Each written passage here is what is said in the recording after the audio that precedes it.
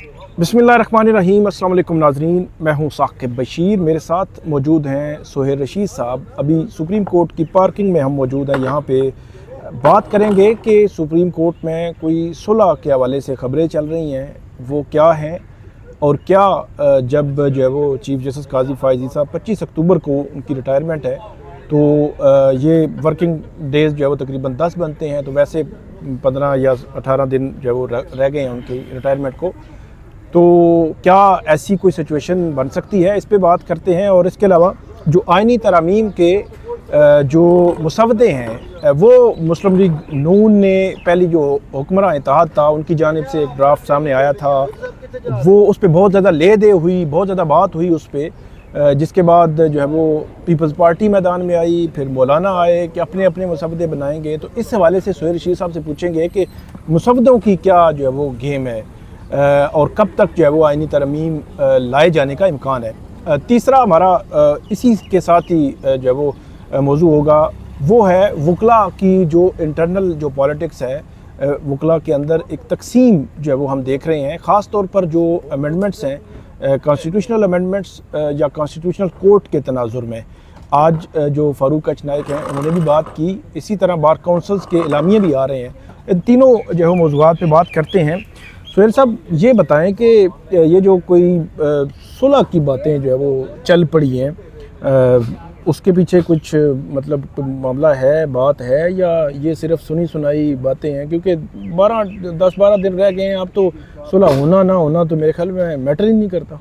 देखें, सुलह या सुलह किस चीज़ की? सुलह कब हुआ करती है? सुलह तब हुआ करती है जब कोई झगड़ा हो और झगड़े के ऊपर फैसला हो, तनाज़ा हल होता है, फिर सुलह होती है। ठीक है। वजह अनाज जो है वो बरकरार रखते हुए सुलह तो नहीं हो सकती। ठीक है। तो अगर आप तो वो लार्जर पर्सपेक्टिव वाली सुलह है तो वो तो फिर फुल कोर्ट से रास्ता उसका गुजरता है। अच्छा, लेकिन मतलब आप ये कह रहे हैं कि अगर कोई सुलह का मामला हो तो सुलह का हल ये है कि फुल कोर्ट बिठा दी जाए। तो सारों के दरमियान अगर इख्तिलाफात हैं, अगर कोई लोग कह रहे हैं जी 10 एक तरफ, किसी की जायदाद का मसला तो है कोई नहीं, इकट्ठे बैठेंगे तो फुल कोर्ट मीटिंग होगी ना। मतलब इंटरनली कोई जायदाद का मसला तो है कोई नहीं, कोई लेन देन का इशू भी नहीं है, ना कोई पैसे को लेन देन है, उसको नाम ना दें। लेकिन ये है कि ये अभी तक ये हो सकता है कि चूँकि एक रिटायरमेंट की डेट तो करीब है ना, 25 है, आपने खुद बताया कि 10 वर्किंग डेज हैं, तो ये सारी एफर्ट्स ये हैं कि खुश असलूबी से रिटायरमेंट की तरफ बढ़ा जाए और जो जाते हुए एक रस्में हैं पूरी की जाएं और उनके लिए तैयारियां शुरू की जाएं। और उसका ज़ाहिर है अब 10 दिन के अंदर ये सारा कुछ होना है वर्किंग डेज़ में, तो उसके लिए एक माहौल तो फेवरेबल हो ना। तो वो माहौल जो है ना रुखसती का, उसके लिए फेवरेबल कंडीशंस पैदा करने की हद तक ये एफर्ट्स हैं, उसकी हद तक ये एफर्ट्स हैं कि भाई अगर रुखसती होनी है तो आप ऐसे बैठे रहेंगे, एक दूसरे के मुंह नहीं लगेंगे तो गलत है, फिर एक भी बंदा नहीं आएगा तो वो भी खबर बनेगी। तो लिहाजा एक रुखसती का माहौल रस्मी कार्रवाई शुरू करने के लिए जो है वो बनाने की कोशिश है, इससे ज़्यादा की चीज़ नहीं है। अच्छा, ये एक तो मेरी मतलब असेसमेंट है, ये अब सुलह होने वाली बातें तो बस मैंने कहा बहुत दूर मामला जो है निकल चुके हैं। सुलह तो बहुत ही आप वही है कि फुल कोर्ट बिठानी चाहिए थी, अभी बिठाएं, तब जाकर चीज़ें जो है मेरे ख्याल में किसी पॉजिटिव साइड पे हल्की फुल्की चल सकती हैं, वो भी पूरी नहीं। और जो दूसरी बात है वो आपको शायद याद होगा, जब चीफ जस्टिस उमर अता बंदयाल थे तो उन्होंने आखिरी जो उनका वो रेफरेंस होता है रिटायरमेंट पे, वो रेफरेंस नहीं हुआ था उनका, नहीं लिया था उन्होंने, कोई दावतनामा नहीं, कोई कुछ नहीं, ये वो। तो क्या ऐसी सिचुएशन भी आपको लगती है? मुझे तो लगती है वैसे, क्योंकि ये भूल जाएं कि ये जो है वो सारे बड़े ही जो है वो फूल लेकर जो है वो रुखसत करेंगे।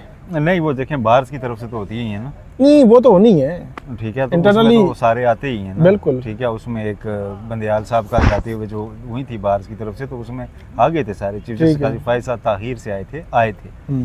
ठीक है, तो वहाँ पर कोई ऐसी चीज़ नहीं सामने आई थी कि जी कोई जानबूझ के कोई नहीं आ रहा है, तो उस तरह की एक माहौल तो बाहर चलेगा ही ना, बाहर ने तो करना ही करना है। तो उस सिलसिले में तो ये हो सकती है। बाकी जो दूसरा अगर आप कह रहे हैं ना एक रियल सेंस में जी कि उसके बाद कोई मामलात कोर्ट साइड पे आगे बढ़े, वो सुलह, वो तो अब देखें एक तरफ 8 जजेस का वो फैसला पड़ा हुआ है, इन फील्ड है, उसका रिव्यू अभी नहीं लगा। ठीक अब है जबकि डिटेल जजमेंट आ चुकी हुई है, जी कमेटी भी रिकंस्टिट्यूट हो चुकी हुई है, जी जी। लग सकता है ना, नहीं लगा। नहीं, कमेटी को थोड़ी सी जल्दी थी ना, वो ठीक है। 63A वाला जो है वो नहीं तो ठीक है, सहूलतकारी- अब हो गई है ना वो जल्दी, आप लगा देना जाते हुए ये मखसूस नशिस्तों का भी। उसमें मसला ये है कि उन 8 जजेस ने बैठना है, ठीक है ठीक है, वो रिव्यू खारिज भी हो सकता है फौरी एक दिन में। वो जजेस इस कमेटी के फैसले के साथ बैठने से भी इनकार कर सकते हैं, फिर एक नई सिचुएशन पैदा हो सकती है।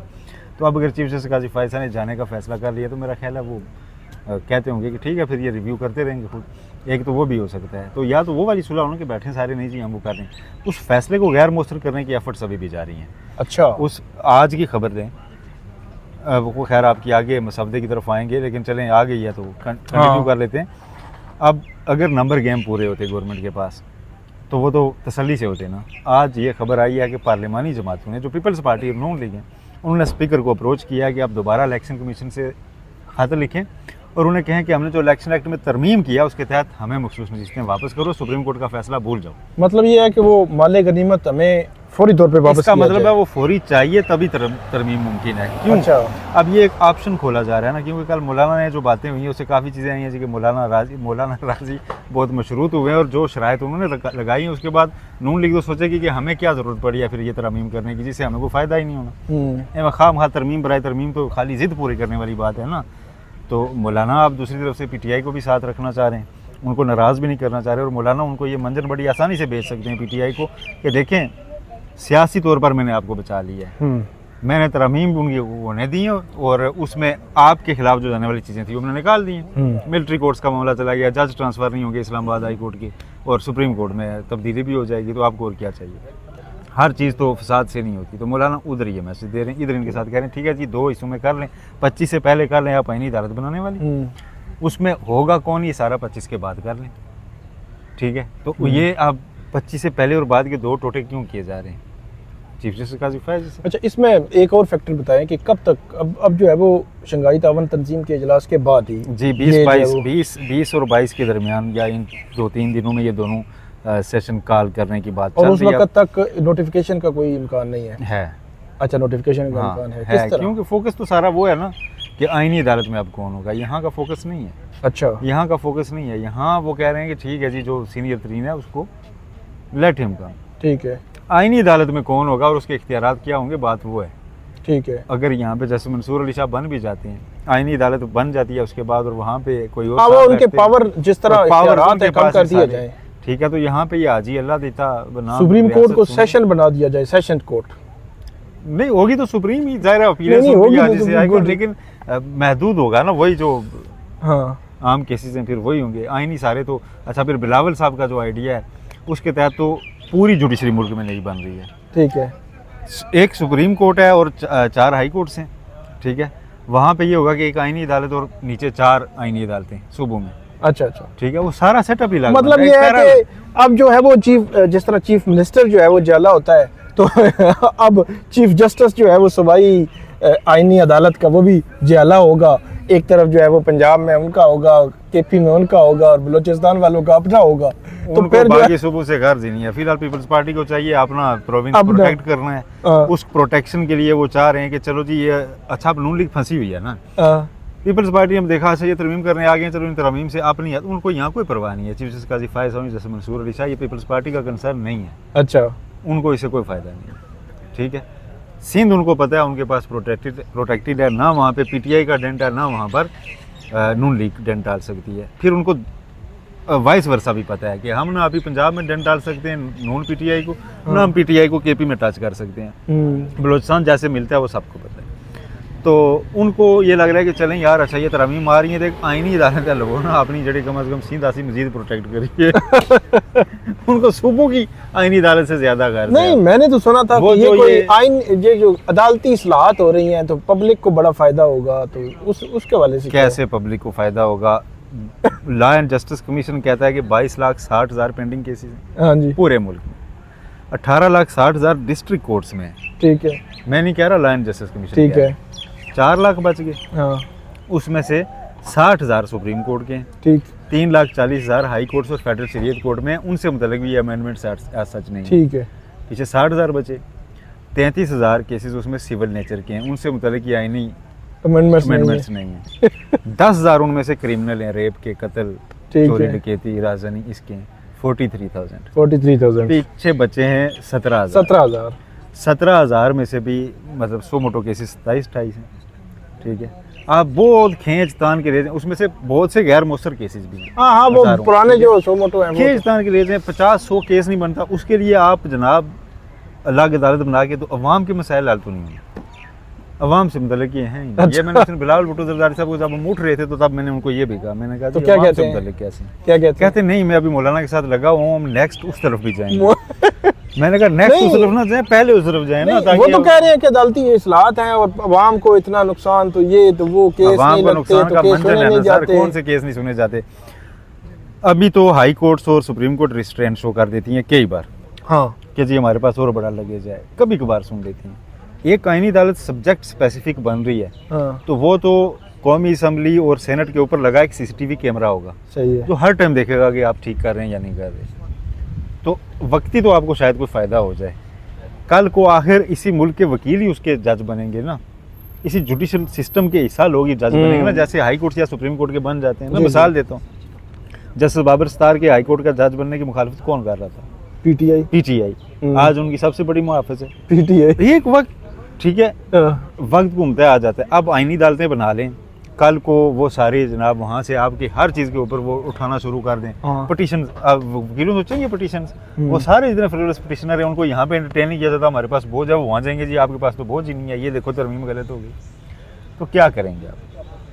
वेले तो नहीं बैठेंगे ना कुछ तो काम डेली करेंगे, तो डेली आईनी केसेस होने जाएंगे इस मुल्क में। उसके लिए अदालत बना रहे हैं, अदालत बना रहे हैं आप जुडिशरी के हाथ में अपना आइन साजी का इख्तियार अमलन दे रहे हैं, अमलन दे रहे हैं। और लार्जर पर्सपेक्टिव में आप ये देख रहे हैं, आप ये कह रहे हैं ना कि हम छीन रहे हैं, आप छीन नहीं रहे, आप दे रहे हैं। शॉर्ट टर्म जो है वो शॉर्ट टर्म थोड़ा सा गेन के लिए ये जो है स्पेशल अदालत कब बनती है मुझे बताएं? इस मुल्क में दहशतगर्दी ज्यादा थी तो स्पेशल अदालत बनी, एटीसी कोर्ट्स बनी, करप्शन का रोला पड़ा तो स्पेशल कोर्ट्स नहीं नहीं, स्पेशल कोर्ट्स एक और बात आईनी है। अदालतें स्पेशल कोर्ट्स नहीं होगी क्या इस मुल्क में? इतनी ज्यादा आईन ये स्पेशल कोर्ट जो बनी हुई है जो एटीसी की, इनकी हालत इतनी वास्ट है कि कोई जो पॉलिटिकल वर्कर्स हैं वो भी अगर एहतजाज करते हैं तो उन पे मुकदमे होते हैं। पिछले 2 सालों में पता नहीं कितने 100 मुकदमात हुए हैं।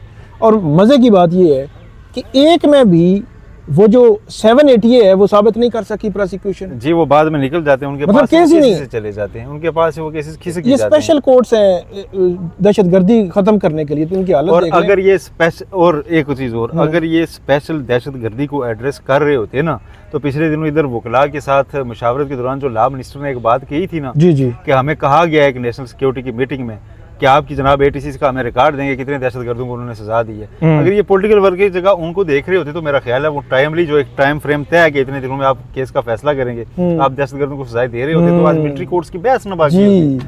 ठीक है, तो सिस्टम जब चलने नहीं देना तो उसके ऊपर आप नई अदालतों का बोझ डालते जाएं, फिर वो डेली आईनी अदालतों में समात हुआ करेगी, ये तो तयशुदा। अच्छा, आगे बढ़ते हैं सुहेल साहब। वाइस चेयरमैन है पाकिस्तान बार काउंसिल के फारूक एच नाइक साहब, वो यकीनी तौर पर मुंतखब जो है वो हैं, उनको जो अभी टर्नओवर चल रहा है उसमें वो है।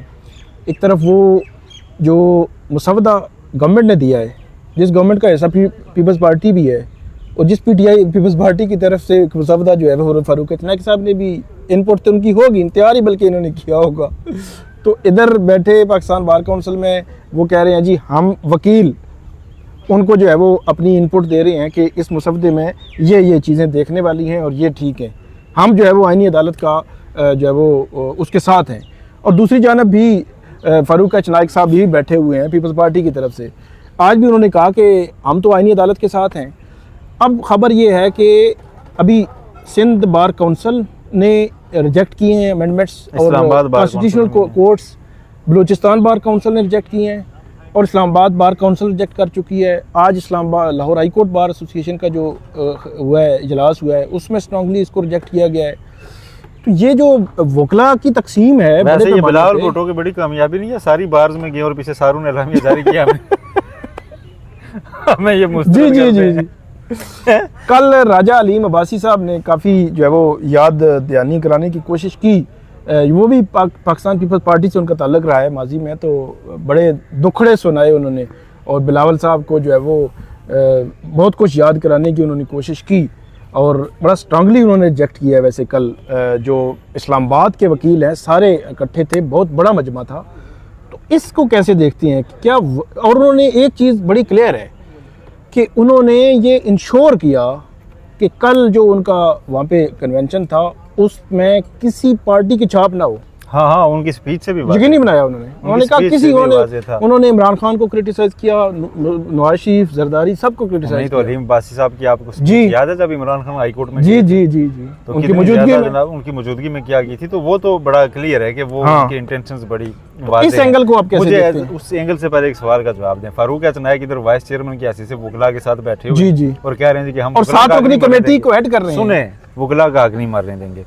सेनेटर भी हैं, सेनेटर वकला की बात नहीं मानी जाती, उसके बावजूद तरमीम आती हैं। तो फारूक नायक एज पीपीपी सेनेटर उन तरमीम को वोट देंगे जिनको उनके अंडर बैठ के कमेटी ने जो चीज़ें तैयार की वो अकोमोडेट नहीं की जाती जी। अगर नहीं की जाती या वकला का ओवरऑल, तो फिर ये कन्फ्लिक्ट ऑफ इंटरेस्ट आ जाता है। ठीक है, फारूक नायक साहब माशाल्लाह पहले नैब केसेस में जरदारी साहब के वकील थे, जो इनके आर्गूमेंट्स थे बाद में वो तरमीम में कानून बन गए। ठीक है कि जी ये नहीं हो सकता, ये नहीं, वो कानून की हैसियत इख्तियार कर जाते हैं। ये बहुत पहुंचे हुए बुजुर्ग हैं। तो बहरहाल एक चीज़ जो है ना वो जो नज़र आ रही है कि जो लॉयर कम्युनिटी है उसकी जो टॉप की बॉडी है वो तो एक अलग से स्टांस लिए हुए है। अगरचे उनके पास भी अभी मुसवदा आया हुआ है, वो अपनी तजावीज़ उन्होंने देनी है, लेकिन आज फारूक नायक साहब ने कहा कि हम आईनी अदालत के हक में, लेकिन जो उनके नीचे जो बार काउंसिल्स हैं सूबाई सतह की इस्लामाबाद की, वो उनकी बड़ी स्ट्रांगली उनके खिलाफ जा रही हैं। और कल भी उनकी जानिब से जो एलामिया आया उसमें बड़ा क्लियर मैसेज दिया गया कि अगर जो है वो इस किस्म की आईनी अदालत बनाने की कोशिश की गई तो वो हमारी लाशों से ही गुजर कर करेंगे और हमें रेड जोन में भी आना पड़ा तो हम आ जाएंगे। एक पॉपुलर नैरेटिव जो है ना वकला की तमाम बॉडीज में अब प्रिवेल करता जा रहा है। अब सुप्रीम कोर्ट बार और पाकिस्तान बार इन दो को छोड़े नीचे जितने हैं ना उनमें वो प्रिवेल कर रहे हैं। जी जी प्रिवेल कर रहे हैं। ठीक है, और वकला के इलेक्शंस वगैरह भी नज़दीक हैं तो पॉपुलर नैरेटिव की तरफ ही सारे जा भी रहे हैं वैसे भी। और ऐसे में ये हुकूमत की आप बदकिस्मती की है कि ऐसे वक्त पे ही आएंगे जब नीचे इलेक्शन भी नज़दीक हैं और वकला अब उस मामले पर सियासत करने के लिए भी या जिस तरह भी वो इसके लिए खड़े हो रहे हैं, बिल्कुल अब इसके खिलाफ खड़े हो रहे हैं। तो जी इतनी कंट्रोवर्शियल जो हो जाए, रज़ा रबानी जब प्रेस स्टेटमेंट जारी करके कह रहे हैं इतनी कंट्रोवर्शियल तो हो चुकी हैं, अमेंडमेंट्स इनको अभी रहने दें। आईनी अदालत बड़े अच्छे पर्पज़ के साथ अगर आपने बनानी है तो उस पर एक वसी तर डिबेट कराएं मुल्क में और उसके बाद बना लें। तो इनको कंट्रोवर्शियल ना बनाएंगे जो किसी नई मूवमेंट को जन्म दें, लॉयर्स मूवमेंट को जन्म दें और उसके बाद हुकूमत के लिए मामलात संभालना मुश्किल में कौन होगा? नून लीग मुश्किल में होगी इन केस। तो अब देखें वो अपने पत्ते किस तरह खेल रहे हैं। अब कुछ लोग तो ये भी कह रहे हैं कि बिलावल भुट्टो जरदारी साहब की फुर्तियों के ऊपर मियाँ साहब को हुआ है शक, और उसके बाद जो प्रो नून भी बीच में वकला थे ना, ऐसी बार से भी आना शुरू हो जाएंगे। अब एलामिया जी की ये तरामीम नहीं चाहिए कि जब तो साढ़े को नहीं हुई तो तुसी किधर। बिल्कुल। तो बहरहाल देखते हैं जी ये मामलात किस नहज पे जाकर जो है वो रुकते हैं, या इनमें कोई रुकावट आती है, या हुकूमत आईनी तरमीम कराने में कामयाब हो जाती है, या आईनी अदालत जो है वो क्या बनाने में कामयाब हो जाएगी और वो स्मूथली जो है वो अपनी फ़ाल हो जाएगी, उसके एक्टिव हो जाएगी। ये वो बड़े अहम सवालात हैं और आइंदा 2 हफ्ते बड़े अहम हैं इस हवाले से। तो बहुत शुक्रिया सुहेल रशीद साहब, आइंदा भी नाज़रीन आपको अपडेट करते रहेंगे। आप हमें फ़ीडबैक दीजिएगा। अल्लाह हाफिज़। नमाज़ पढ़ लें उसके बाद एक